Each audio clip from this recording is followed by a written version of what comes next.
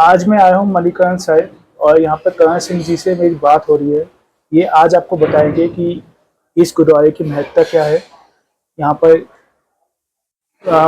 गर्म कुंड और मतलब गर्म पानी का कुंड और ये सब क्यों इम्पोर्टेंट रखता है। आइए सुनते हैं इनकी जुबानी।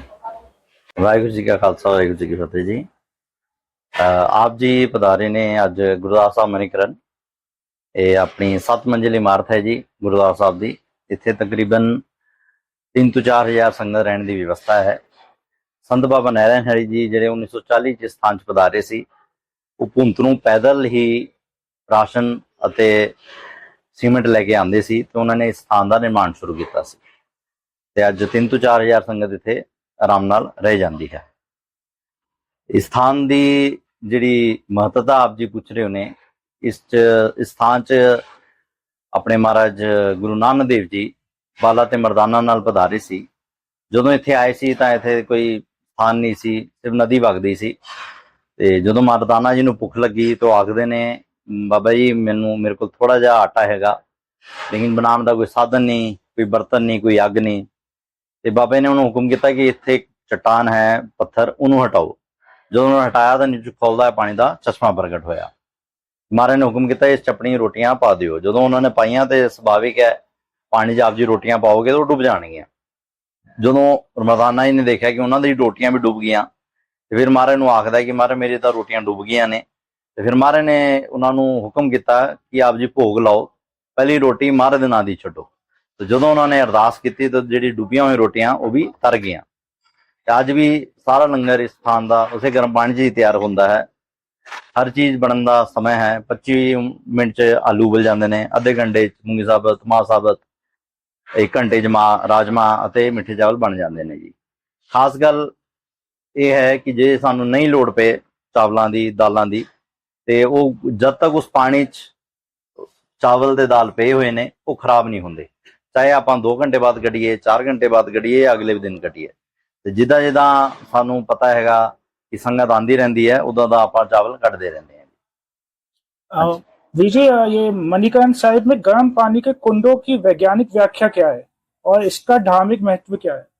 धार्मिक वैज्ञानिक महत्व जी देखो, ये जो यहाँ पे साइंटिस्ट आए उन्होंने इस पानी पे रिसर्च करी है कि इसमें क्या क्या केमिकल्स हैं, क्या क्या, जैसे रेडियम कह रहे हैं वो, इसमें सोडियम है, इसमें सल्फर है। जहाँ पे भी आपको दिखेगा गर्म पानी का स्रोत, वहां पे आपको सल्फर जरूर मिलेगा। लेकिन खास बात इस पानी की है कि जहां पे भी ये गर्म पानी के, इसमें वो पानी कड़वा होता है पीने में, ठीक है जी। उसमें आप नहा सकते हैं लेकिन उस पानी को पी नहीं सकते, उस पानी में कपड़े नहीं धो सकते। लेकिन आप यहाँ देख रहे हैं कि हमारे का जो कौतक है, हम इस पानी को पी भी रहे हैं, क्योंकि हमारी जो चाय बनती है वो इसी पानी की तैयार की जाती है। हमारी चाय हर समय रेडी है, सिर्फ पत्ती खंड दूध उस पाने तो चाय बन जाती है। और आधा मीठा डालते हैं हम, ये मीठा पानी पीने में भी मीठा है। तो ये है खास बात यहाँ की, कपड़े भी इसी में धुलते हैं और इसी की चाय बनती है जी। हाँ जी। मणिकरण साहिब के इतिहास में सिख गुरु साहिबानों की क्या भूमिका है? यहाँ पे गुरु नानक महाराज जी आए हैं बाला मर्दाना जी के साथ, साथ में 10वें पातशाह ਜਦੋਂ ਮੰਡੀ ਆਈ ਸੀਗੇ 6 ਮਹੀਨੇ ਇੱਥੇ ਮੰਡੀ ਰਹੇ ਸੀਗੇ। ਮੰਡੀ ਵੀ ਇੱਕ ਬਹੁਤ ਵਧੀਆ ਗੁਰਦੁਆਰਾ ਸਾਹਿਬ ਬਣਿਆ ਹੋਇਆ ਹੈ, ਜਿਹੜਾ ਤੁਸੀਂ ਦਰਬਾਰ ਸਾਹਿਬ ਜਾਓਗੇ ਤੇ ਰਸਤੇ ਜਾਂਦਾ ਹੈਗਾ। ਤੇ ਜਦੋਂ ਇੱਥੇ ਗੁਰੂ ਮਹਾਰਾਜ ਗੁਰੂ ਗੋਬਿੰਦ ਸਿੰਘ ਜੀ ਵੀ ਰਹਿ ਰਹੇ ਸੀ ਤਾਂ ਉਹ ਵੀ ਆਪਣੇ 5 ਪਿਆਰਿਆਂ ਨਾਲ ਇੱਥੇ ਆਏ ਸੀਗੇ ਦਰਸ਼ਨ ਕਰਨ। ਹਾਂਜੀ। मणिकरण साहिब की तीर्थ यात्रियों के मानसिक और शारीरिक स्वास्थ्य पर क्या प्रभाव पड़ता है? ਇੱਥੇ ਜਦੋਂ ਆਪ ਜੀ ਦੇਖਦੇ ਹੋ, ਸਾਡੇ ਕੋਲ 4 ਸਰੋਵਰ ਨੇ ਇੱਥੇ, 2 ਬੀਬੀਆਂ ਲਈ, 2 ਭਾਈਆਂ ਲਈ। ਇਹ 2 ਸਰੋਵਰ ਇੰਡੋਰ ਨੇ, ਜੇ ਬਾਹਰ ਬਰਸਾਤ ਪੈ ਰਹੀ ਹੈ, ਬਰਫਾਂ ਪੈ ਰਹੀਆਂ ਨੇ, ਤੇ ਬਾਬਾ ਨੇ ਇੱਥੇ ਅੰਦਰ ਗੁਰਦੁਆਰੇ ਦੇ ਅੰਦਰ ਸਰੋਵਰ ਬਣੇ ਹੋਏ ਨੇ, ਤੁਸੀਂ ਆਪ ਜੀ ਇੱਥੇ ਇਸ਼ਨਾਨ ਕਰ ਸਕਦੇ ਹੋ। ਤੇ 2 ਪੁਲ ਪਾਰ ਨੇ ਜਿਹੜੇ, ਜੇ ਉਹ ਵੱਡੇ ਨੇ, ਉੱਥੇ ਵੀ ਇਸ਼ਨਾਨ ਕਰ ਸਕਦੇ ਹੋ। ਇਸ਼ਨਾਨ ਕਰਨ ਦੀ ਉਹ ਹੈ ਕਿ ਜਿਹੜੇ ਵੀ ਆਪ ਜੀ ਨੂੰ ਸਕਿਨ ਡਿਜ਼ੀਜ਼ ਨੇ वो इथे स्नान करने नाल ठीक हो जाते हैं। हाँ जी, यहाँ पे भगवान शंकर और माता पार्वती ने अर्धनारीश्वर रूप में तप किया था। अर्धनारीश्वर होता है भगवान शंकर, आधा भगवान शंकर का रूप और आधा माता पार्वती का रूप। तप करते हुए उनकी जो चिंतामणि है भगवान माता पार्वती की, वो खो गई। भगवान ने अपने गणों को हुक्म किया कि ये चिंतामणि को ढूंढ के लेके आइए। जब गणों को नहीं मिली तो उनके नैनों से नैना देवी प्रकट हुई। नैना देवी ने कहा कि आप भगवान आप क्रोध ना करें भोले भगवान को। तो भोलेनाथ को बोला कि आप क्रोध ना करें, चिंतामणि का कारण है, मैं ढूंढ के लेके आता। तो वो सीधे पाताल लोक चले गए भगवान शेषनाग जी के पास। वहां जाके उन्होंने कहा कि ये आप मणि भेंट कर दीजिए, आपके पास चिंतामणि आई है। संसार में 3 ऐसी वस्तुएं हैं जो आपकी इच्छा करते ही आपकी इच्छा पूर्ति करने की शक्ति रखते हैं। उसमें एक चिंतामणि है, एक भगवान फल स्वरूप देते हैं ऋषियों को कामधेनु गाय, तीसरा भगवान इंद्र भगवान के नंदन का बाग में कल्प वृक्ष लगा हुआ है। तो ये संसार में 3 ऐसी वस्तुएं हैं जो आप इच्छा करते ही आपकी इच्छा पूर्ति करने की शक्ति रखते हैं। तो जब चिंतामणि भगवान शेषनाग जी ने चिंतामणि के साथ और भी बहुत सारी मणियां भेंट करी, लेकिन बाकी मणियों को भगवान ने श्राप दे दिया कि कलयुग में लोग आके लड़ाई ना करें तो आप पत्थर रूप हो जाएं। आज से तकरीबन 40-50 साल पहले वो मणियां इस गर्म कुंड से ही पत्थर रूप में निकलती थी और संगत भी प्रसाद स्वरूप ले जाती थी। अब वो मणियां निकलनी बंद हो गई हैं। वो यहाँ का भगवान भोलेनाथ का इतिहास है।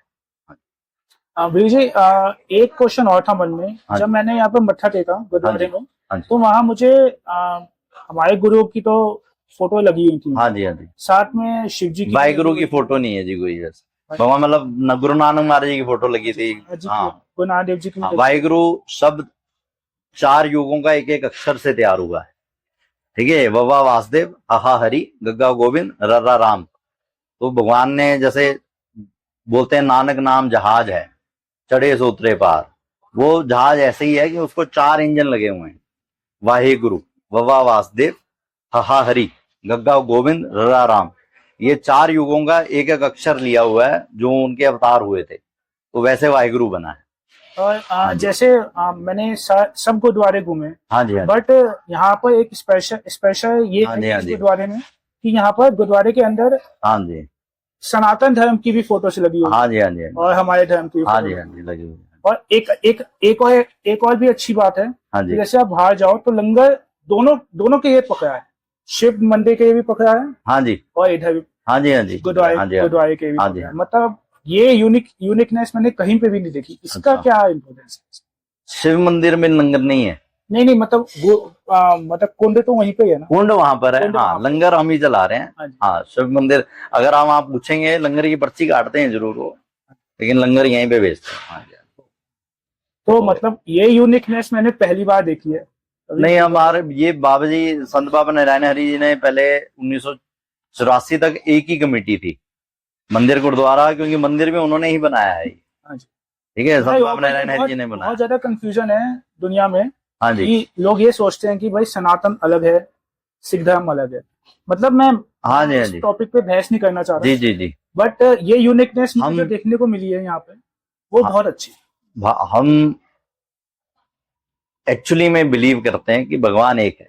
हाँ। ठीक है जी, एक है, अनेक है, फिर एक है। वाणी में ही बताया गया है, और वाणी में बताया ह्यूमैनिटी को बहुत ऊपर रखा है हमने सिख धर्म में। तभी लंगर लगाते हैं हम, तभी हमारे कोई जात पात नहीं है। लंगर में चाहे आप अमीर हो गरीब हो, एक ही पंगत में आपको खाना है। और आपको पता भी नहीं होगा, जो आपके साथ है सेवा कर रहा हो, वो झाड़ू मार रहा हो, आप पोछा मार रहे हैं, हो सकता है वो झाड़ू वाला कोई महंगी गाड़ी से उतरा हो और आप चाहे साइकिल में आओ, लेकिन वहां जाके सब एक हो जाते हैं। एक है, अनेक है, फिर एक है। और यहाँ पे गुरु, हम जो आपको हमारे दरबार में फोटोज दिखेंगी, वो है कि गुरु ग्रंथ साहब जी में इन सभी का नाम आता है। ठीक है जी, जो राम भगवान का नाम 12,000 बार है, हरि 17,000 बार है, अल्लाह 27 बार अल्लाह का नाम लिखा है, और वाहिगुरु सिर्फ 17 टाइम्स है। ठीक है जी, तो 17 बार वाहिगुरु लिखा हुआ है, बाकी हरि राम। और ऐसे शब्द हैं कि हम शब्द आता है छठ सिंहासन हर जी आए। ठीक है जी, तो हर जी कौन है?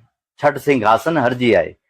हाँ जी, ये है सुदामा जी जब भगवान कृष्ण के द्वार पे आए, तो जो गार्ड है उन्होंने रोक दिया कि आप अंदर कैसे जा सकते हैं। उन्होंने उनकी व्यवस्था देखी कि कैसे हैं, कैसे कपड़े पहने हैं, तो उनको शर्म थी कि मैं भगवान को कैसे अपना दोस्त बनूं, लेकिन उन्होंने हिम्मत करके बोला, क्योंकि उनकी मजबूरी थी, घर से वो निकले हुए थे, ये हेल्प मांगनी। तो उन्होंने बोला कि भगवान मेरे दोस्त हैं। तो वो हंसा गार्ड, वो अंदर आके उन्होंने बोला कि कोई गरीब आया हुआ है जी, आपको दोस्त बोल रहा है। तो कह रहे उसका नाम, उन्होंने बोला सुदामा। जब भगवान ने सुना तो वो नंगे पैर बैठे हुए थे सिंहासन पे, तो उन्होंने कुछ और नहीं पूछा, वो सुदामा नाम सुनते ही वो चल पड़े। हाँ, और वहां पे उन्होंने खुद द्वार पे जाके उनको लिया। तो ये शब्द है छठ सिंहासन हरजी आए।